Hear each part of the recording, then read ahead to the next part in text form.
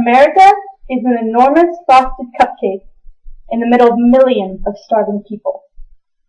Gloria Steinem went to India after graduating college and immediately saw the social injustices that she saw in America magnetized 10 times in India. She decided to take her life back in America and put a spotlight on these things that she saw. She spent her life spearheading many hot-button issues such as gay rights, social discrimination, racial discrimination, and child abuse. She spent most of her time working as a journalist until she moved into the women's movement and became a speaker.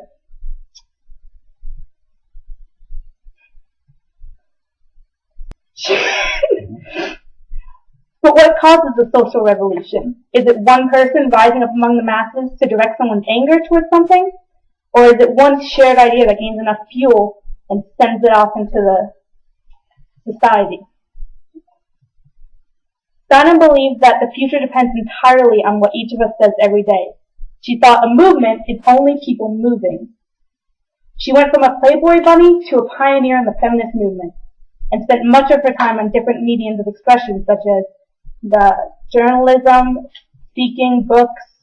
She directed a documentary on child abuse, anything to get her message out into the world.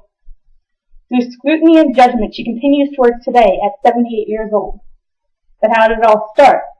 She started out when she was a journalist, writing frivolous pieces. One of her least favorite topics to discuss was pantyhose, which she was continuously given by her editor. And when she asked for a different type of story, one with more substance, he told her, you can either come to my apartment after work, or you can continue writing the pieces you're getting now.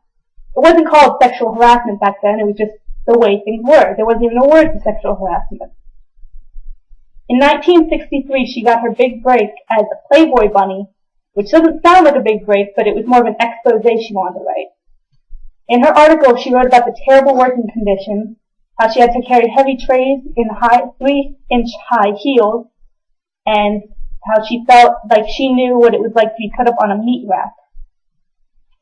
The article didn't work for her. It ended up glamorizing Hugh Hefner's club, and she felt she had lost credibility as a journalist.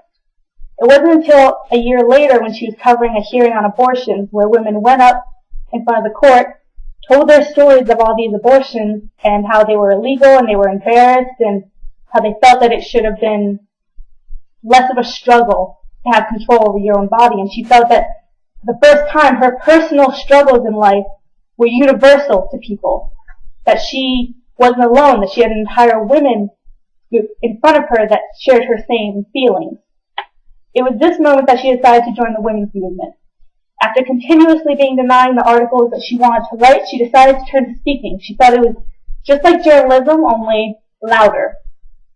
She spoke at a women's march and sympathized strongly with the mothers who were with her. She had a strong, steady position, and her voice never wavered, and it caused many, many people to take notice of her.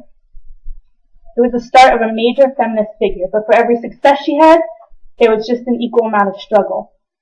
She gained scrutiny from others for her glamorous appearance. Her streaked Breakfast from Tiffany's hair and her large aviators were a symbol for glamour and what people thought was the opposite of the feminist movement. Esquire released an article complete with a comic strip where she was depicted as being selfish, and that everything she had done for the movement she had done for her own selfish ambition.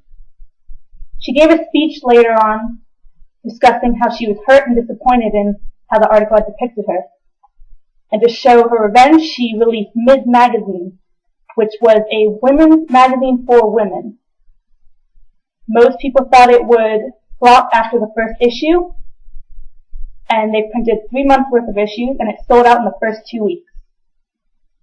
She was able to show her vulnerabilities and her emotions through the magazine, and it connected with a lot of women and continues to connect with a lot of women. In 1992, she wrote a book, A Revolution from Within, and it was supposed to be a book of self-esteem, but as she was writing it, she realized she didn't have much of self-esteem herself, so she continued to write about how she was struggling to get self-esteem, and when the book was published, a lot of people who were on her side, who were fellow feminists, they attacked her for it and said that she had lost sight of the goal and how she had put her personal issues above everyone else's. She defended herself by saying that it was one of the most political things she had ever written, and that social revolution requires internal strength, which was the purpose of the book. She also had personal struggles along with her professional struggles. She was diagnosed with cancer in 1986, and in an interview with HBO, in Gloria Steinem, in her own words, said that she thought she was going to die. If she was going to die, she would die of cancer. Luckily, with treatment, she beat it a year later. Unfortunately, cancer came back into her life after she married at 67 to David Bain, who was an entrepreneur, and he was diagnosed with brain cancer, and after a year of illness, passed away.